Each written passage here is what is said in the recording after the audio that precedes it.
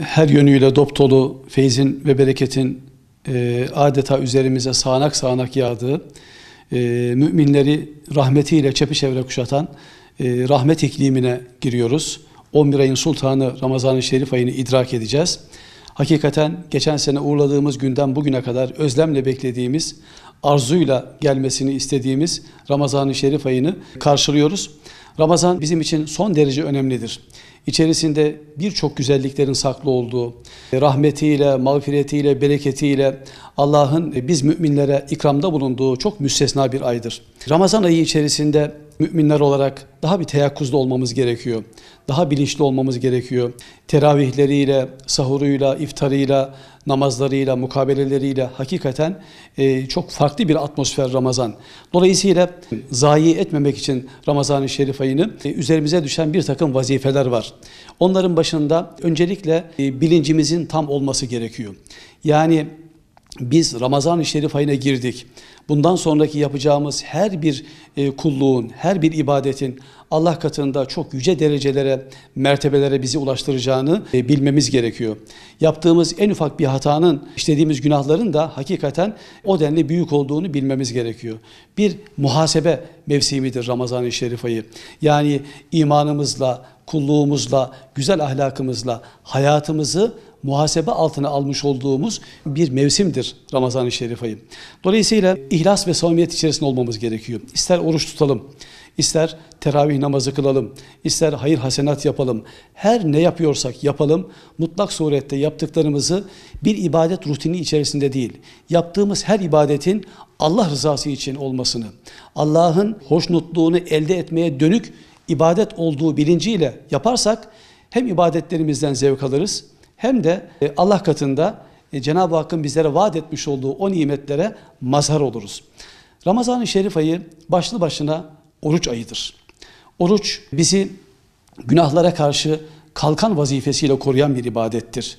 Allah'ın bizlere vermiş olduğu, önümüze sermiş olduğu dünya nimetlerini tanıyabilme ve onların kadir ve kıymetini bilebilmeye dönük rehberlik vazifesi yapar aynı zamanda oruç.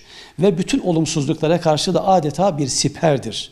Oruç bizi takvaya ulaştırır. Oruç bizi Allah'a yaklaştırır. Tabi oruç yemeden, içmeden ya da cinsel arzulardan kişinin kendisini alıkoymasından ibaret olsa da aslında gerçek manada oruç vücudumuzun ve organlarımızın bir hakkın oruç tutmasıyla mümkün olur.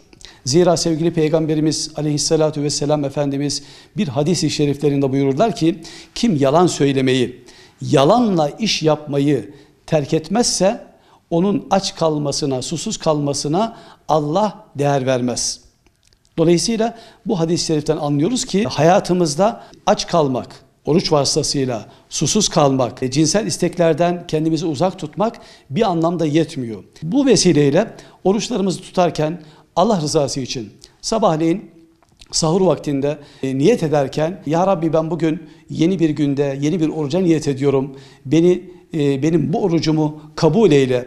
Bu konuda bana kolaylıklar nasip eyle ve orucun hikmetlerine, orucun güzelliklerine vasıl olmamı, erişebilmemi bana nasip eyle diye dua etmek lazım. Ramazan-ı Şerif ayı aynı zamanda Kur'an ayıdır. Malumunuz sevgili Peygamberimiz Aleyhisselatü Vesselam Efendimizin vahye muhatap olduğu aydır. Kur'an-ı Kerim'in inmeye başladığı aydır. Kur'an-ı Kerim'le insanlığın buluştuğu aydır. Kur'an-ı Kerim ki Allah kelamıdır. Yeryüzünde bizlerin dünya ve ahiret saadetine nail olabilmemiz için Rabbimiz tarafından bizlere gönderilmiş en büyük hidayet rehberidir, en büyük rahmet kaynağıdır.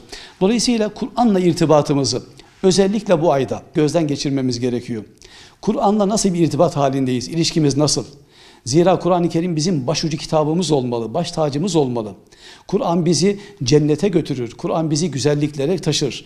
Bu vesileyle Kur'an'la irtibatımızı Ramazan'da ki en muhteşem zaman, en manidar zaman Ramazan-ı Şerif ayıdır. Zira bu ayda indirilmeye başlamıştır Kur'an-ı Kerim. Ramazan'da Kur'an'la irtibatımızı gözden geçirmemiz lazım. Benim ilişkim nasıl Kur'an-ı Kerim'le? Elbette ki okuyacağız. Ama Ramazan'da çok daha fazla okumamız lazım. Okuduklarımızı anlamaya dönük gayretlerimiz, hamlelerimiz olması lazım. Derin tefekkürlerle anlamak gerekiyor Kur'an-ı Kerim'i. Dolayısıyla hem anlamak hem de onları içselleştirip hayatımızda, günlük hayatımızda uygulamak ve tatbik etmek bizden istenendir. Yani Kur'an-ı Kerim'e karşı görevlerimizi ancak bu şekilde yapmış oluruz. Ayrıca Ramazan-ı Şerif ayı bir tevbe ayıdır. Biz masum insanlar da değiliz. Günah işlemeye elverişli varlıklarız. Günahlarımızın olması bizim hayatımızın bittiği anlamına gelmiyor. Önemli olan nedir? Günahlarımızdan nedamet duymak, pişman olmak, onlara tekrar dönmemek için Allah'a iltica etmek. Ya Rabbi, ben şu günahları işledim ama sen benim Rabbimsin. Ben nefsime yenik düştüm ve bundan sonra yapmamaya azmediyorum. Bana bu noktada kolaylıklar ihsan eyle, tevbemi kabul eyle diye böyle yana yana Rabbimize iltica ederek tevbe etmemiz lazım ki Cenab-ı Hak tevbeleri mutlak surette kabul edecektir. Aynı şekilde Ramazan-ı Şerif ayı dua ayıdır. Yani kendimiz için, çoluk çocuğumuz için, ailemiz için, ülkemiz için, İslam alemi için ve bütün insanlığın huzur ve refahı için bol bol dua etmemiz lazım. Biz dua edersek karşı taraftan bize de dua edilecektir. Rabbimiz Teala Kur'an-ı Kerim'inde sizin duanız olmasaydı, sizin Allah'a yakarışınız olmasaydı Allah size ne diye değer verirdi ki? Dua en büyük silahtır. Gücümüzdür bizim. Rabbimize yakınlık vesilesidir. Rabbimizle hemhal olduğumuz andır dua. Rabbimiz dua eden kulunu seviyor. Dua edilmeyi seviyor. Dolayısıyla dua ederek, bol bol dua ederek Ramazan-ı Şerif ayını bu şekilde geçirmiş olacağız. Ayrıca Ramazan-ı Şerif ayında özellikle dikkat etmemiz gereken bir konu daha var ki o da birlik ve beraberliğimizin, dirlik ve düzenimizin sağlanması noktasında fert olarak, toplumda yaşadığımız bireyler olarak, aile içerisindeki fertler olarak sorumluluklarımızın farkında olmamız lazım. Varsa hatalarımız başkalarına karşı düzeltme yoluna, tamir yoluna gitmemiz lazım. Güzel taraflarımız varsa onları daha bir belirgin hale getirip sıklaştırmamız lazım. Birlik ve beraberliğimizin sağlanması noktasında kardeşlerimizle, vatandaşlarımızla, çevremizdeki konu komşu, tanıyıp tanımadığımız her insanla iyi diyaloglar içerisine girmemiz lazım. Çünkü Ramazan'ın böyle bir kazanımı var. Ramazan bize kardeşlik bilincini hatırlatıyor. Birlik ve beraberliği hatırlatıyor. İşte fırsattır. İftarlarda belki bir araya gelme imkanımız vardır. Teravih namazlarında, o coşkulu teravih namazlarında bir araya gelme imkanımız vardır. Değişik vesilelerle 5 vakit namazlarda, farklı platformlarda bir araya gelme imkanımız vardır. Hep buralarda kardeşliğimize vurgu yapalım. Aramızda var olan dargınlıklarımızı, sıkıntılarımızı, problemlerimizi unutalım, yok sayalım. Onları affedelim. Affetmeyi kendimize şiar edinelim. Ramazan-ı Şerif ayı bize aynı zamanda verme duygusunu da hatırlatıyor. İnfak duygusunu bizlere vaaz ediyor. Ramazan-ı Şerif ayında bizler her ne kadar Ramazan'da farz olmasa da zekatı mümkün mertebe Ramazan ayında vermeyi yeğleriz. Niye? Çünkü her bir anı kıymetlidir. Her bir zaman çok değerlidir. Ramazan'da vermiş olduğumuz zekatların bizim için daha muteber olduğunu düşünürüz. Zekatlarımızı vereceğiz. Fitrelerimizi ki bu sene Diyanet İşleri Başkanlığımızın belirlemiş olduğu fitre miktarı kişi başı en düşük yani minimum 40 liradır. Her bir kardeşimizin, bireyin mutlak surette fitrelerini bu oranda, tabii herkesin gücü nispetinde bu değişebilir. Kimisi çok daha yüksek meblağlarla bunu ödemek durumundadır. Bunu asla bayrama kadar unutmayalım. Fakir fukaranın yardımında olmaya çalışalım.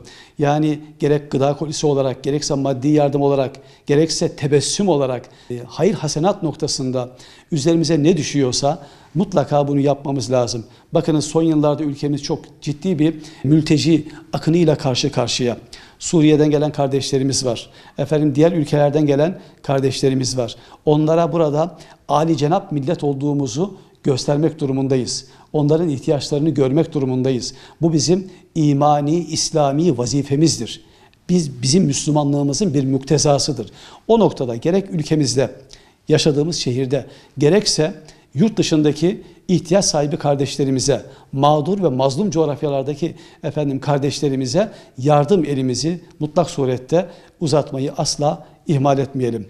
Birçok ibadetin yoğun bir şekilde yaşandığı mevsim olduğu için Ramazan birçok şeyi bize kazandıracak. Önemli olan kazandığımız bu güzellikleri, bu hasletleri Ramazan'dan sonra da devam ettirme çabası içerisinde olmamız lazım. Ramazan bitti, her şey bitti olmamalı. Ramazan'ın başlangıcı ile beraber kendi nefsimizde, kendi ailemizde güzel bir takım kazanımlar var. onları Ramazan'dan sonra devam ettirirsek belli bir kalitede, belli bir kıvamda mümin oluruz. İşte Rabbimiz bundan razı olur. Her geçen gün biz imanımızı güçlendirmek, ibadetlerimizi, Rabbimize olan kulluğumuzu artırmak gibi bir vazifeyle yükümlüyüz. Dolayısıyla bu noktada gayret göstermemiz gerekiyor. Ayrıca çocuklarımız için de her ne kadar oruç tutmasalar bile, oruç tutma ehliyetine sahip olmasalar bile çocuklarımıza Ramazan'ın güzelliklerini gelecek hayatlarında yaşayacakları tatlı bir anı olarak kalmasını sağlamaya dönük gayretlerimiz olması lazım ki geçmişe dönüp baktıklarında geçmiş Ramazanların onların hatıralarında güzel şeylere vesile olduğunu, güzel anılar biriktirdiklerini gelecekte görsünler.